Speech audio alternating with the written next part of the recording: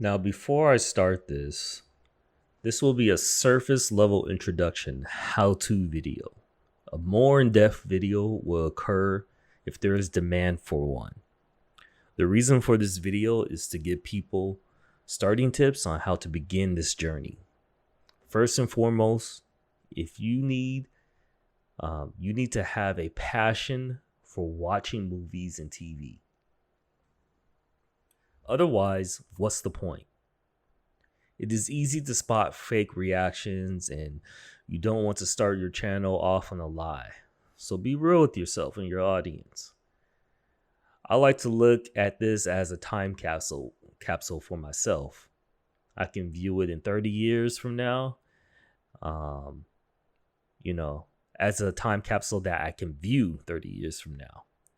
And just look back on myself, see what I was doing, see what I was like. I think that would be a fun thing to do. I only wish I could have started this sooner, but I have gone through many trials and errors, as you can see with some of the following videos. The more you invest in your content, the more you can get out of it. So far, my investment has attributed to me producing higher quality reaction videos. There's so much more room and growth, and it is fun to try newer things to see what works. Before I started making proper TV movie video reaction videos, I did many searches online to find out how to make them. There were no videos that really showed me step by step how to set up and make specific content, this specific type of content. Most were tips to reacting to like short video content through webcam or sorts. So what I will share with you is how I self-learned by just watching the way bigger reaction channels do what they do. I never had the behind the scenes, but I could just see the way they lay out their videos, the like what they're focusing on, the way they cut their videos and whatnot. I could just see what works for them. I got a lot of inspiration from the Normies, Blind Wave, RTTV, and just seeing how they basically just produce them. Now, I do not have the behind the scenes, like I said, so I cannot tell for sure. But I found what works for me, and I could give you those details on how I do it. So hopefully this will be helpful for you. If not, whatever. Uh, Hopefully you can use these tips and your channel will grow exponentially, because not only do you have to have, the right tools and the right method to be able to do it, personality matters a lot too. So that helps. And so anyways, let's just get started. So for equipment, you would need two types of video recording equipment. One to record yourself and one to record the media content. For right now, I use my Samsung Galaxy Note 10 Plus to record myself reacting, and I use a Sony Alpha 7C full frame compact mirrorless camera. And ideally, you'll be wanting to have two professional cameras. And this is a good one that I recommend because it has good quality. It's a good quality camera, and it has this video flip device that you can flip as you're recording, and will show you exactly what is being shown. And so I could be sitting down and see exactly if it's actually recording or what it's looking at, what the video actually looks like. So it's pretty nifty. And it's just an awesome looking camera, and it does exactly what the job I needed to do. So that's pretty good. I also have attached to it a Rode microphone because the camera itself, the microphone that comes with the camera is not that good. So you need to attach a microphone with it. And this little thing attaches right to it, on top of it. And it does a great job at capturing what's in front of it. Not necessarily what's to the side or anything. You have to be in front. But it does a good job at that. So that's awesome. So it could be like multiple people in front of it, and it will record pretty nicely. Just make sure it's charged because it has its own kind of power source. I mean, it uses a camera. Well, it doesn't use a camera, but you need to charge into it itself because it can't run out of battery or juice. And I kind of messed up a reaction I did with Shang-Chi, Legend of the Ten Rings, because that died. But now I have like backup audio recording sources that I can use in case of emergencies like that. So that helps.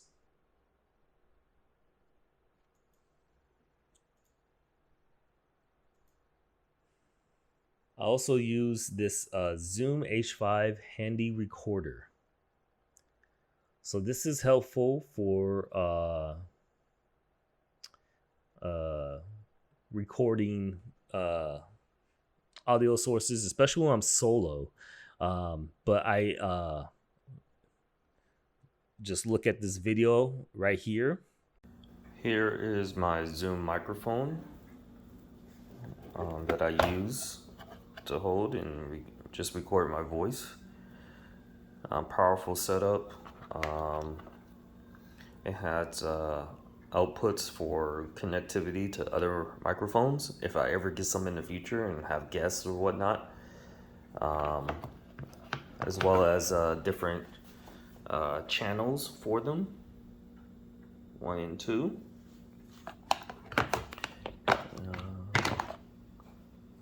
And here we go. That completes it.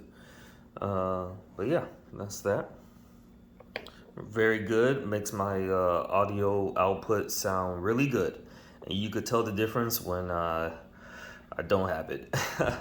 And some of the videos, recent video, and one of the Buffy videos, I believe is episode 17 and 18, I accidentally deleted my Zoom recording files. So I did the best what I could with my phone audio. But that's the power of Adobe Premiere Pro, is that I can kind of recover from mistakes like that. And it helps. That's what helps, having 3 different audio inputs. That I have one from my camera, but that's kind of far away. It has a Zoom microphone. And I have one from my phone in this. So I have basically this and 2 different backups. And the one from my camera is pointed at my TV, so that's the least effective one.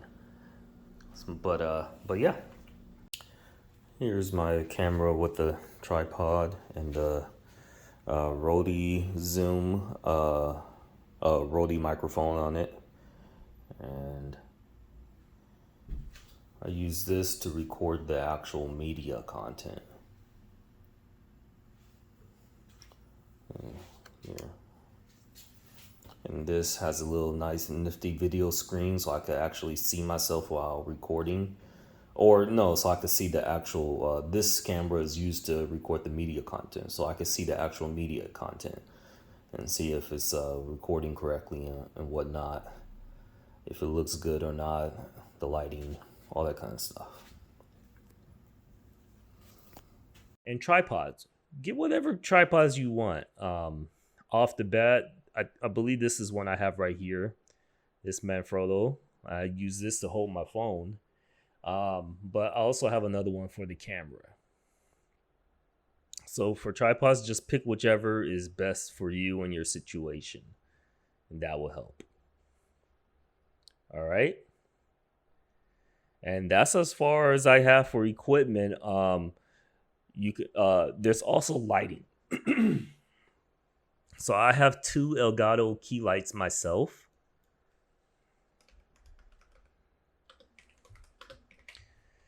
Um, but I'm not really using them at the moment. I have this one right here, and I have a stand that comes with it, but I'm not using it at the moment until I find a better way to utilize it. I haven't necessarily needed it at the moment, but and that will require like more. I just need to learn more about lighting and stuff like that before I get started down that path. But that's what I have. So I'm basically future proofing myself. I do use it for when I am streaming or if I ever stream on my computer, but I really don't do that much at the moment. For software, the equipment can be a huge roadblock for people, but once acquired, it is the easiest part of the process. Learning how to use editing software is a whole other job. I use Adobe software for all my editing purposes. It's a subscription service but offers powerful tools. I use Adobe Audition for editing my Zoom microphone files to mainly denoise the recordings.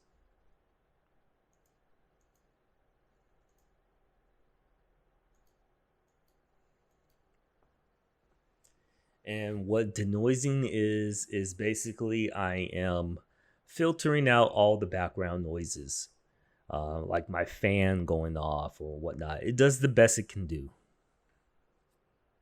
Very, very simple. One button press. And I put my H5 Zoom audio files into that program. I use Adobe Premiere Pro for the actual video editing. It is what I'm using to produce this very video. If there is demand for how to edit videos, that will have to be a whole separate video where I go more in depth. But I'll show you a few little things right now. I basically self-taught my reaction style while receiving many tips and using certain functions with the tips from YouTube. For example, I used to painstakingly manual sync audio and video files together, which made me want to quit sometimes because it was so tedious until I researched a tip on YouTube that I could have just hit like one simple button in Premiere called synchronization. It's funny how we kind of, there's a lot of stuff in here that can be very complicated, but can be easily solved if you just come across the process. And it's like a one button press. And to sync the video, just make sure that you don't have a lot of cuts or edits in your video already. If it's one whole file, make sure they're on separate lines, and then you can sync all the audio and video files together. Like I said, I could go more in depth on this. There's people that have videos on YouTube that explain this a lot better, and it's really easy, guys. It's really easy, but it makes your life so much easier in the editing process. So I've had to learn by trial and error editing techniques to avoid copyright. There's been a significant drop off in the number of copyright claims I get from certain techniques I use. And when I do get a claim, I can immediately spot why that is and edit my video accordingly. I do foresee running into more problems the bigger my channel gets, but I would adjust accordingly. It's basically take it one step at a time. Thumbnail creation, guys. It's another ballpark, which is very important for your channel. I'm not currently good with Photoshop for creating thumbnails, so I use a program called Adobe Express, which was formerly Adobe Sparks, to easily create my thumbnails. I know I will eventually need to learn Photoshop, but one process at a time. Um, and you can see I'm showing you kind of my easily made thumbnails, which I like to keep similar so I can um, I like to keep everything nice, neat, and kind of routine. Uh, um, and so it's neatly packaged. I know exactly where to go to find things, and it's just easy program to use for those who are really not that good in creating thumbnails off the bat. As I, advance and get better, I'll eventually start learning how to create better thumbnails with Photoshop, because Photoshop only enhances it. And but for right now, this is worked for me and my channel at the moment. Any of the individual steps I cover, I could go over more in depth in a review if there is demand for it. My channel is small, so what right do I have in giving out info? Well, it's not about what is right or wrong. I just enjoy helping others to avoid the pitfalls I have made. If it could save you time and money, uh, that's all I want. There's so much for me to learn, so much still for me to learn, and it is fun, to be honest. And I just want to build this community. Hopefully, my tips will make your channel grow exponentially. It was stuff that I was always seeking but never really finding. But like I said, there's still so much, and I'm just going over the surface level of all of these topics. I hope you enjoy. Hit that like and subscribe, and I'll see you on future Big Time Night reactions. All right. Peace.